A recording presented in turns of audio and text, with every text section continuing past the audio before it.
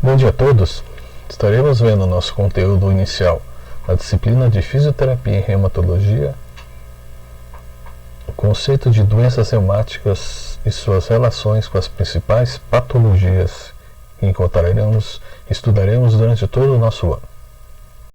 Portanto, é importante que se estabeleça uma definição de doenças reumáticas. Sendo assim, as doenças reumáticas são afecções que comprometem principalmente articulações e todas as estruturas adjacentes, ou seja, no seu entorno, como a sinóvia, as cartilagens articulares, tendões e bursas. Este quadro relaciona-se às principais causas de doenças articulares e exemplos de algumas patologias ou quadros sintomáticos reumáticos. Esse quadro destaca o que é muito importante e servirá de consulta durante todo o nosso ano para que nós possamos estabelecer a relação entre causa, patologia e efeito e também o tratamento fisioterapêutico adequado nessas patologias. Então, na coluna da esquerda, nós encontramos como principais causas traumáticas as bursites e tendinites, infecciosas as artrites e a febre reumática,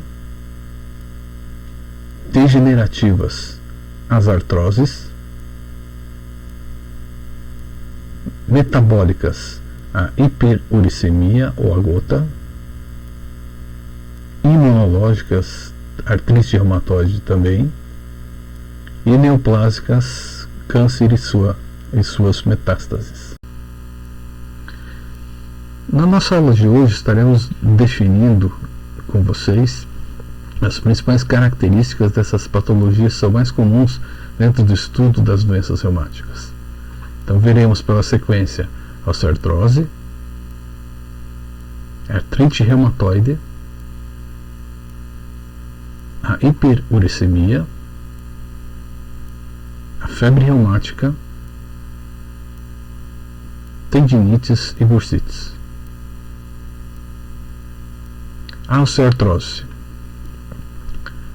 Osteoartrose, artrose, osteoartrite ou doença articular degenerativa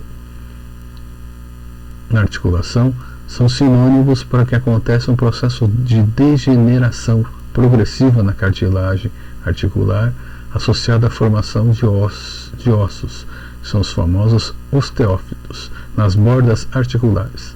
O exemplo disso nós encontramos na coluna vertebral, onde existem e são popularmente conhecidos os bicos de papagaio, ou seja, nos bordos dos corpos vertebrais crescem e se desenvolvem pequenas espículazinhas ósseas, onde com o tempo isso pode acontecer uma fratura ou deslocamento ou alteração, por exemplo, da mecânica vertebral. Evidentemente que essas alterações degenerativas elas podem acontecer principalmente no processo do envelhecimento ou pode estar associado a algumas patologias que veremos a seguir. Então, nessa figura, nesse quadro, nós identificamos um processo de osteoartrose. No joelho à esquerda nós verificamos um desenho do joelho saudável e à direita nós observamos as alterações que podemos encontrar, como a alteração do espaço articular diminuído nessa porção, aumentado na porção lateral, a deformidade de toda a estrutura da porção distal do fêmur, a deformidade do platô tibial, e esses pequenos pontos ósseos, essas espículazinhas, que são os osteófitos. A osteoartrose é a doença reumática mais comumente encontrada em todos os gêneros, masculino e feminino. Normalmente se torna mais evidente os seus sinais e sintomas de degeneração, que são alterações vasculares, como formigamento principalmente, edema, inchaço, e também alterações de sensibilidade e de perda de força muscular progressiva. Podem afetar pescoço, coluna lombar, joelhos, quadril, articulação dos dedos e principalmente as mãos. Ainda na osteoartrose, em aproximadamente 70% das pessoas acima de 70 anos de idade tem evidência radiológica. Não significa o diagnóstico de osteoartrose, ele pode substituir o diagnóstico de osteoporose, que é caracterizada por uma perda de massa óssea, ou seja, uma desmineralização do ósseo, aonde se encontra também sintomas de osteoartrose. As duas coisas elas podem acontecer no processo de envelhecimento de uma maneira paralela, mas não é 100% presente a osteoartrose coligada à osteoporose.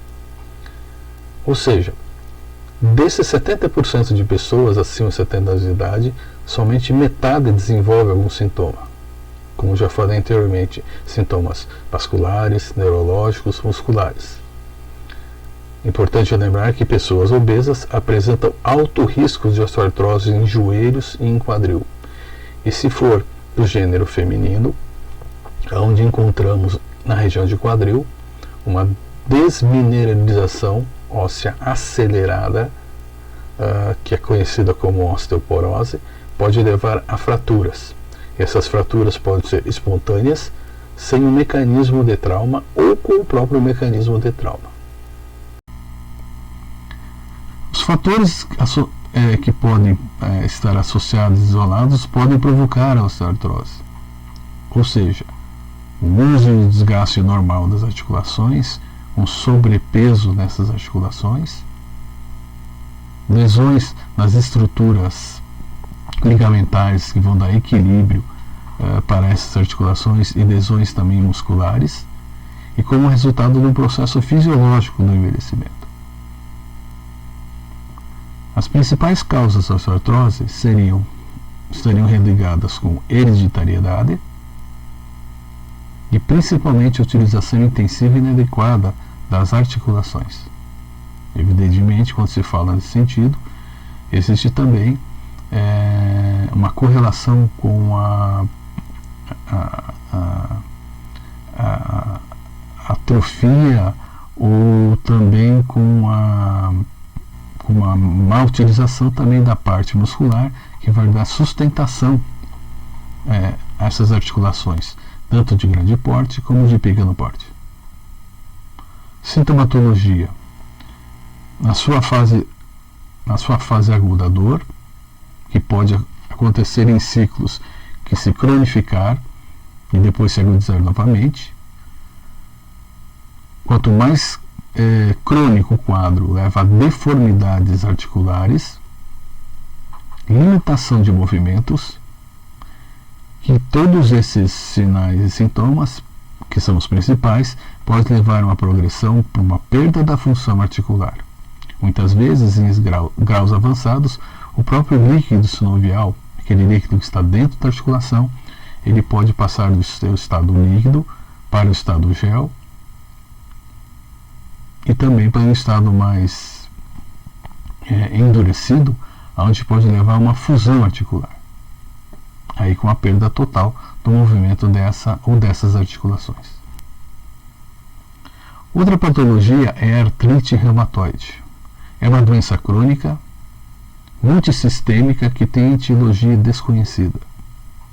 Essa inflamação crônica, ela acomete inicialmente a membrana sinovial e vai prolongar-se às demais estruturas articulares. Um exemplo muito comum de artrite reumatoide nas mãos, onde vocês observam as deformidades dos dedos, tanto na mão esquerda como na mão direita, com a formulação muitas vezes desses pequenos nódulos, principalmente na região de mãos e região de pés.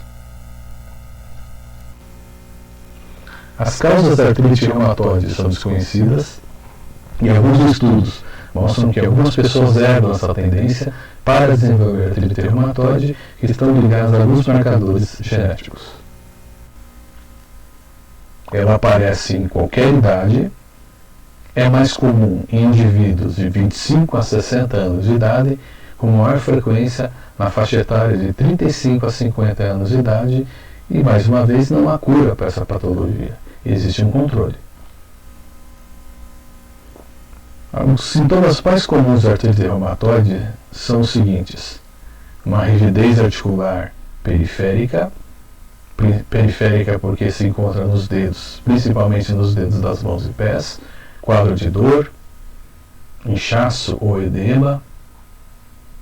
Em situações mais crônicas, onde persiste por mais tempo a artrite reumatoide, que ela também funciona e aparece no sujeito com ciclos de agudo crônico, períodos de melhora, aí depois de alguns meses ou anos ela volta novamente,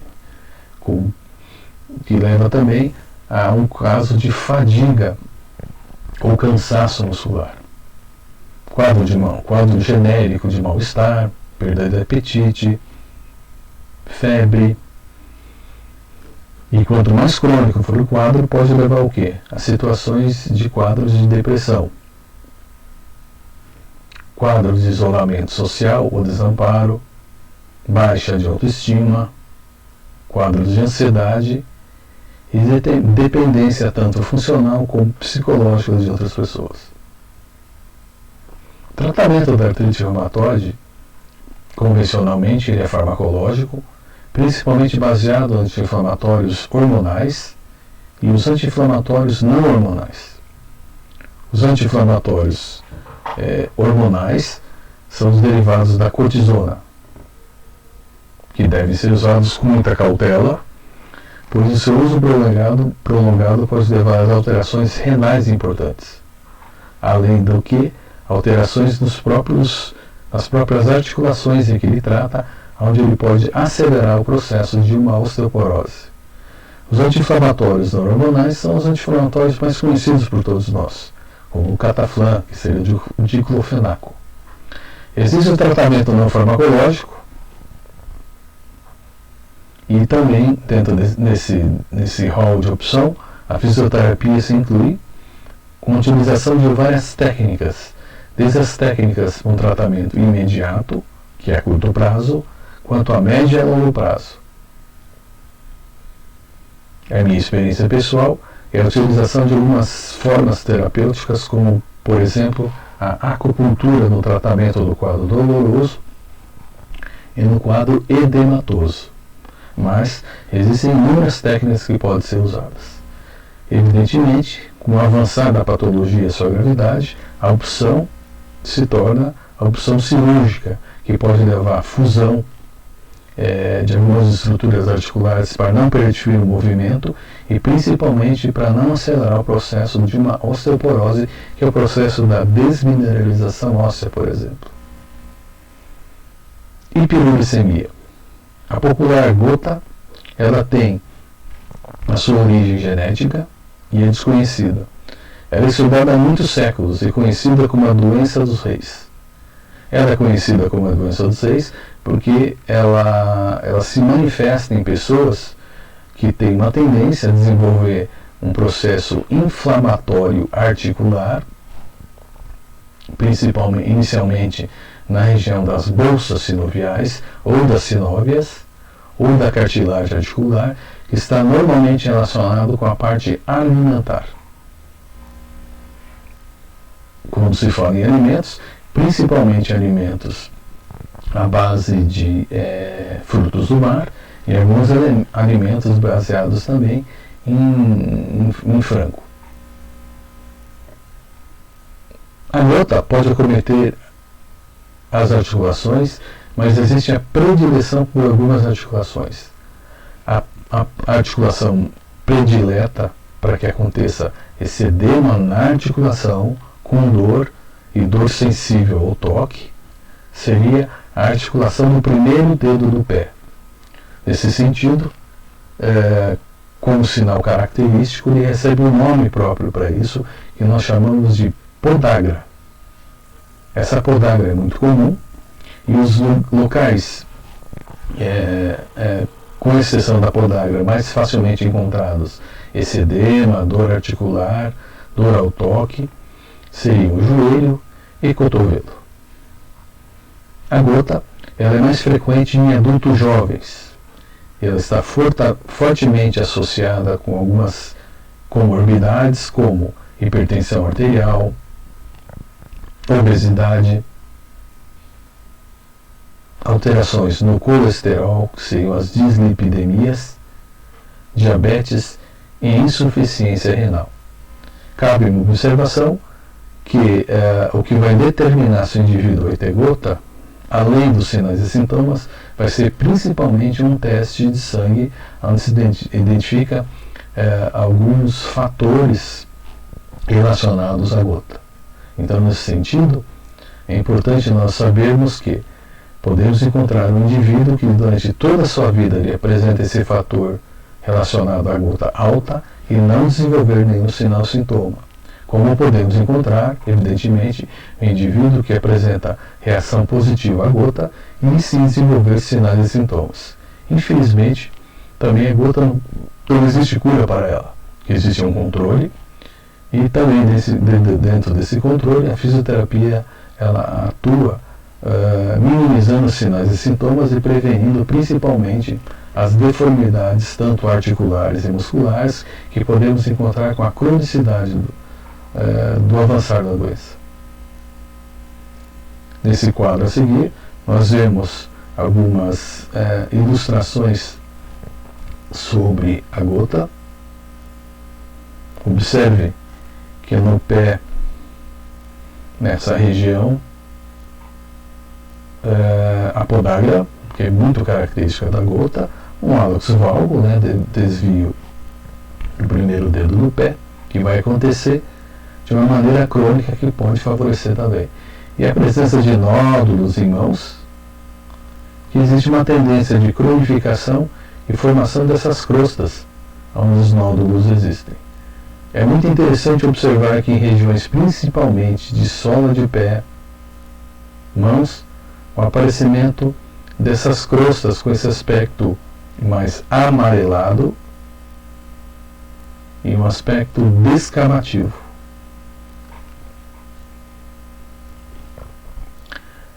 Como já falamos anteriormente, apenas ressaltando, as causas do aparecimento da gota seriam a deposição de alguns cristais de ácido úrico, que é proveniente do metabolismo, e está também relacionado com a ingesta de alguns alimentos, como carne vermelha, frutos do mar, ervilha, feijões e bebidas alcoólicas. Sintomatologia da gota aparece como crises, ou seja, aquela dor, edema e dor ao toque intensas que vão e vêm de uma maneira inconstante. E essa situação que acontece na articulação, na crise, ela vai ser pertinente com vermelhidão, impotência funcional e a articulação vai estar extremamente dolorosa. Raramente acontece na gota o acometimento de mais de uma articulação. Normalmente, ou mais comumente, ela acomete uma articulação, ou seja, normalmente acomete mais um dos pés e não acomete joelho nem cotovelo, que são as articulações mais comumente afetadas. Raramente acontece acometimento poliarticular de várias articulações. Tratamento para ela seria também o uso de anti-inflamatórios, a atividade física, a fisioterapia e uma dieta balanceada. Febre reumática é uma doença inflamatória, é caracterizada com um processo inflamatório inicialmente na região da faringe, ou seja, da garganta, causada pelos streptococcus do grupo A. Não tem predisposição racial ou étnica, afeta todas as pessoas e afeta principalmente as crianças na faixa etária de 5 a 15 anos. Evidentemente, inicia-se com o processo inflamatório na garganta de repetição, e com o passar dos anos ela vai acometer as articulações e várias articulações. Ela tem como causa aquela infecção que já falamos anteriormente, e ela pode complicar para além das articulações, principalmente para o comprometimento do coração, onde ele causa uma inflamação chamada endocardite, com uma alteração tanto de ritmo como de pressão arterial sistêmica. Já no sistema nervoso central é um pouco mais rara, mas é muito comum encontrar alterações na pele e nos tecidos e nos anexos cutâneos e subcutâneos. Ela é caracterizada por febre, acometimento de várias articulações, que é a poliartrite, e ela é migratória, comprometimento cardíaco, que é a cardite,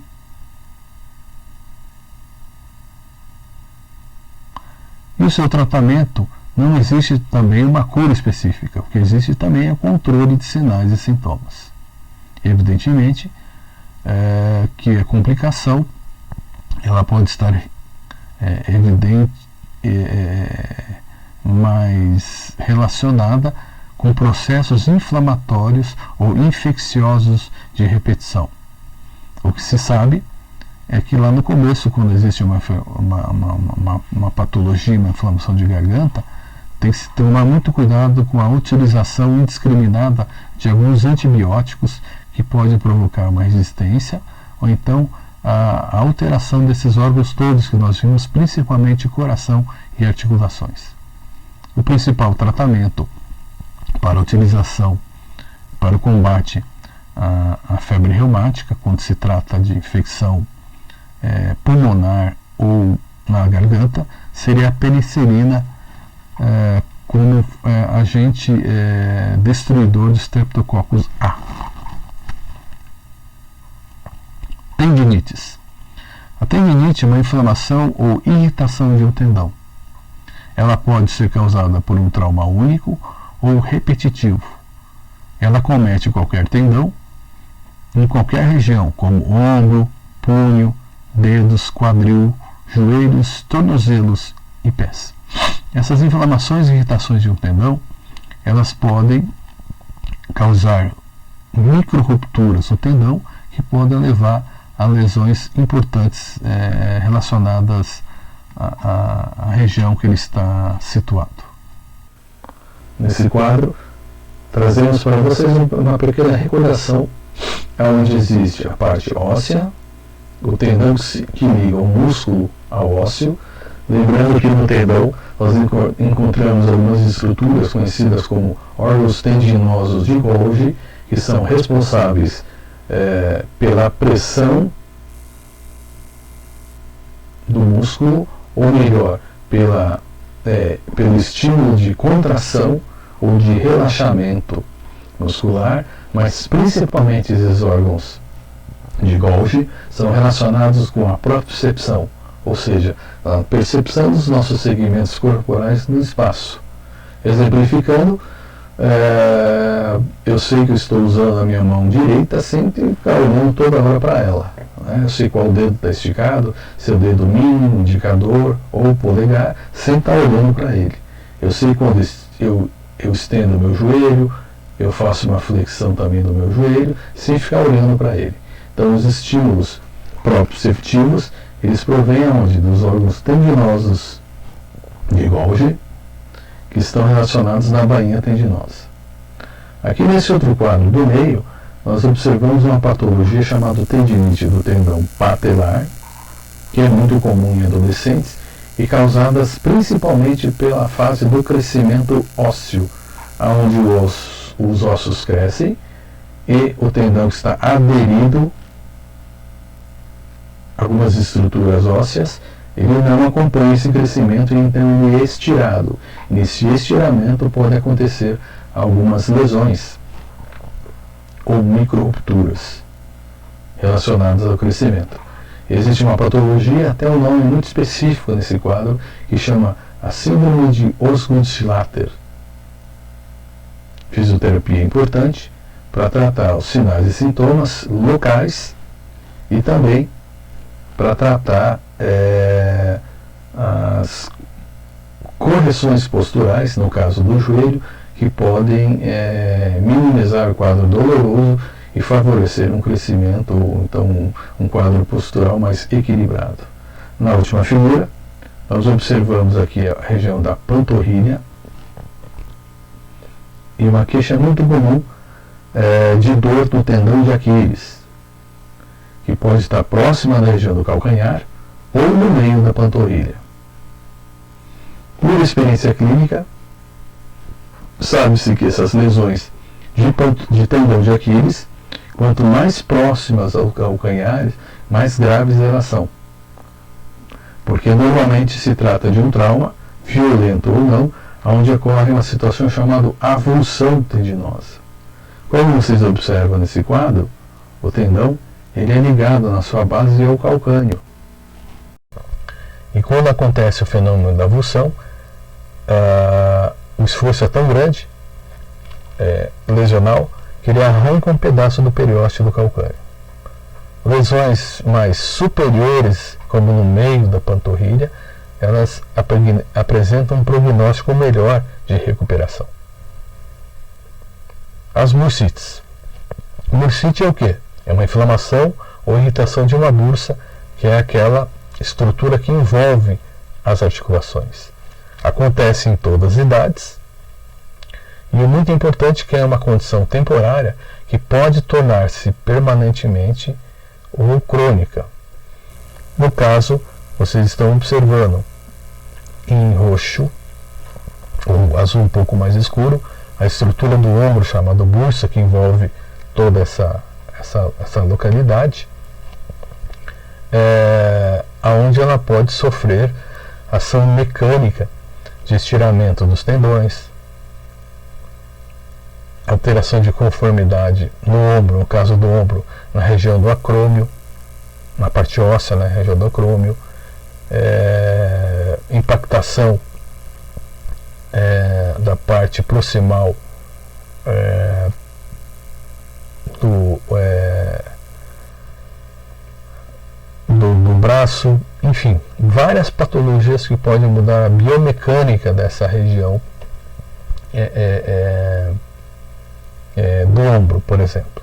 Existem também algumas patologias que não são ortopédicas, que estão relacionadas, por exemplo, no ombro congelado da pessoa que tem acidente vascular encefálico, popular derrame, onde o tônus muscular ele apresenta-se tanto flácido como espástico, diminuído ou aumentado, e pode alterar o equilíbrio entre a parte óssea e a parte articular e a parte de amplitude de movimento nessa situação. As causas das bursites, como já falamos, algumas delas, apenas ressaltando para vocês, seriam trauma local, excesso de trabalho ou atividade física, postura, esforço repetitivo no ombro ou em qualquer órgão, em qualquer articulação, desde uma articulação de um dedo, articulação pequena, a uma grande articulação como de um joelho, por exemplo, e doenças neurológicas, que é o exemplo que eu citei para vocês, como acidente vascular encefálico por um desequilíbrio do tônus muscular. As bursites apresentam alguns sintomas característicos, como inchaço, que é o edema, dor, mais frequentemente dor noturna, que evolui para uma rigidez articular agravada pelo movimento. É muito característico, por exemplo, no ombro de um indivíduo que tem acidente vascular encefálico e há mais tempo, nós observamos ao movimentarmos passivamente esse ombro, que nós chamamos de crepitação. A crepitação era caracterizada por um estalido caracterizado por vários estalidos durante todo o movimento, por exemplo, de uma flexão do ombro, tanto na ida como na volta do movimento. Isso pode acontecer em outras articulações também. Tratamento: repouso controlado com uso de alguma órtese, como tipóia no ombro, um brace, que é um mobilizador de um joelho, por exemplo, né? Uso de uma tala em punho e dedos. Importante manter repouso na fase aguda. Um correto posicionamento durante a atividade de trabalho, de esporte da pessoa. As várias opções de correção postural. As talas que já falei anteriormente. O uso de anti-inflamatórios hormonais e não hormonais. E o último recurso que seria o quê? A cirurgia. E evidentemente que toda patologia, quer seja reumática ou não, é importante medidas preventivas para que não se evolua uma situação de incapacidade funcional. As doenças reumáticas, ainda se falando no quadro das bursites, é muito importante que exista uma atividade física controlada, um equilíbrio importante entre alongamento e fortalecimento muscular, um controle, muitas vezes, e também redução do peso corporal, onde com menos sobrecarga articular eu consigo evitar lesões nesses tecidos moles periarticulares.